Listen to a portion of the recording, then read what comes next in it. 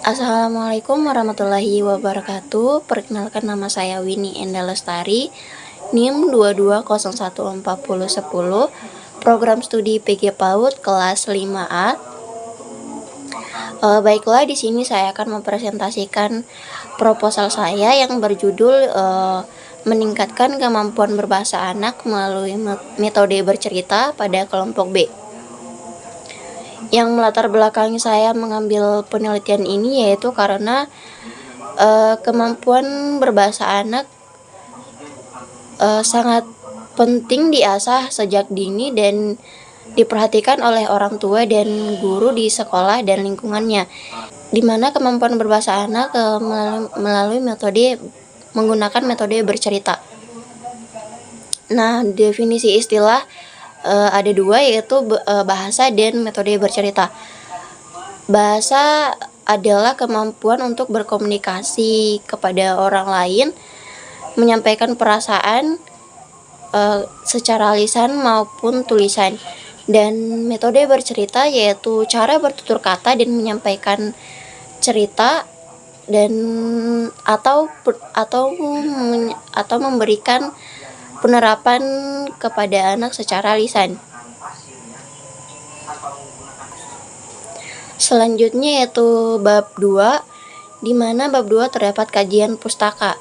Yang pertama yaitu pengertian perkembangan bahasa anak usia dini, di mana di sini Simanjuntak dan Pasaribu 1984 mengatakan bahwa anak mempunyai potensi untuk mengungkapkan apa yang ada di dalam pikiran dan hatinya melalui suara.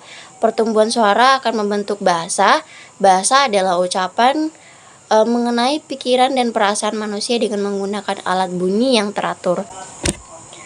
Materi yang kedua yaitu pengertian metode bermain cerita, di mana bercerita adalah menyampaikan sesuatu yang berisi tentang suatu kejadian yang disampaikan melalui audio dan visual dengan tujuan memberikan pengetahuan dan pesan dalam cerita tersebut. Bercerita adalah menyampaikan sesuatu yang berisi perbuatan, pengalaman, atau suatu kejadian yang nyata maupun yang rekaan belaka.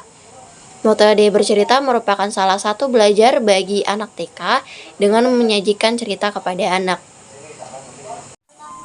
Selanjutnya yaitu materi tentang langkah-langkah metode bercerita. Yang pertama yaitu anak mengatur posisi duduknya, anak memperhatikan guru menyiapkan alat peraga, anak bermotivasi untuk mendengarkan cerita, anak diberi kesempatan untuk memberi judul cerita, mendengarkan judul cerita, anak mendengarkan guru sambil memperhatikan gambar yang guru perlihatkan. Setelah selesai bercerita, anak memberikan kesimpulan isi cerita guru, melengkapi kesimpulan tentang isi cerita dari anak. Baiklah, bab terakhir yaitu bab 3, metode penelitian, di mana metode penelitian ada jenis penelitian, waktu dan tempat penelitian, subjek penelitian, faktor yang diteliti, prosedur penelitian, teknik pengumpulan data, instrumen pengumpulan data, analisis data, dan indikator keberhasilan. Baik, yang pertama yaitu jenis penelitian, di mana penelitian dalam penelitian ini yaitu penelitian tindakan kelas. Penelitian tindakan kelas adalah penelitian yang dilakukan di dalam kelas dan melibatkan diri secara langsung untuk memperbaiki kinerja pendidik dalam proses pembelajaran dan penelitian. Yang selanjutnya yaitu waktu dan tempat penelitian.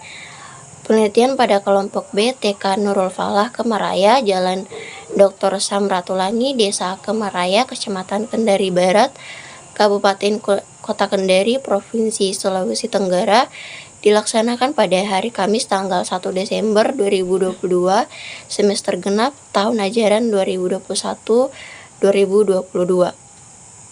Selanjutnya itu subjek penelitian. Subjek dalam penelitian ini yakni kelompok B, TK Nurul Falah, Kemaraya, Kota Kendari yang berjumlah 15 orang anak. Yang D, faktor yang diteliti. Di mana faktor yang diteliti itu ada 3. Yang pertama ada faktor anak, yakni untuk melihat bagaimana berbahasa anak di kelompok B, TK Nurul Falah. Yang kedua yaitu faktor guru, untuk mengetahui bagaimana cara mengajar guru di TK Nurul Falah. Yang ketiga yaitu proses pembelajaran, yakni untuk melihat bagaimana proses pembelajaran yang dilakukan pada anak kelompok B di TK Nurul Falah. Selanjutnya yaitu prosedur penelitian. Sesuai dengan metode penelitian yang dipilih yaitu PTK atau penelitian tindakan kelas. Prosedur penelitian yang akan dilaksanakan yaitu terdiri dari 2 siklus, yaitu siklus pertama dan siklus kedua. Tiap siklus terdiri dari tahap planning atau perencanaan, kemudian tindakan, setelah itu observasi dan refleksi.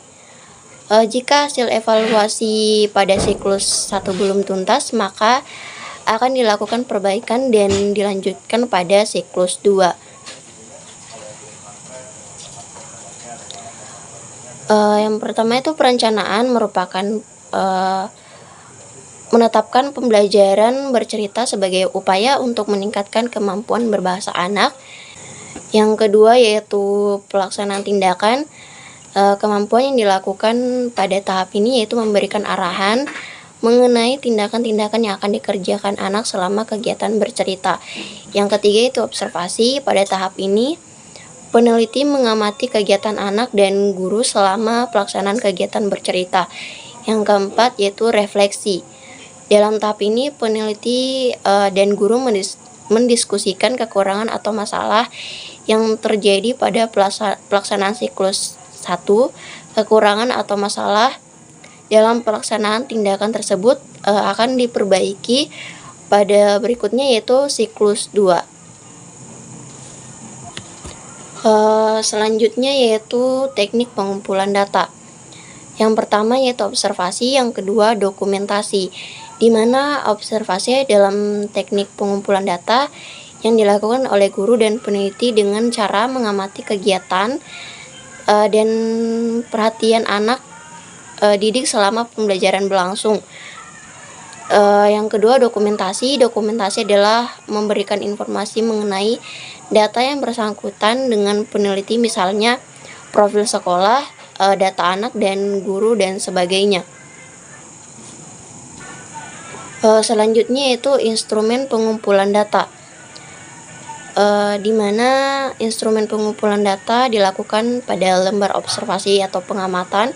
Lembar observasi dibuat untuk mengetahui hasil pengamatan mengenai kekurangan dalam pelaksanaan tindakan yang disebabkan oleh guru dan anak selama tindakan pembelajaran. Yang kedua, dokumentasi.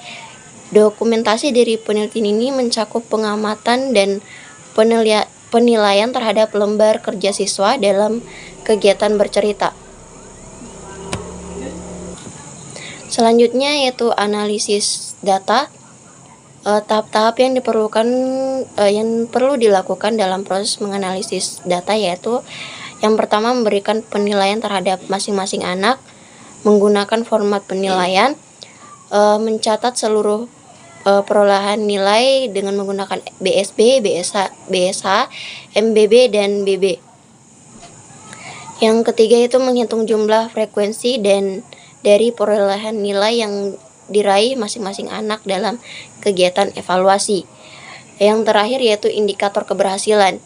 Dalam penelitian ini telah diterapkan standar minimum keberhasilan yaitu 75% dari jumlah peserta didik yang meraih kriteria keberhasilan.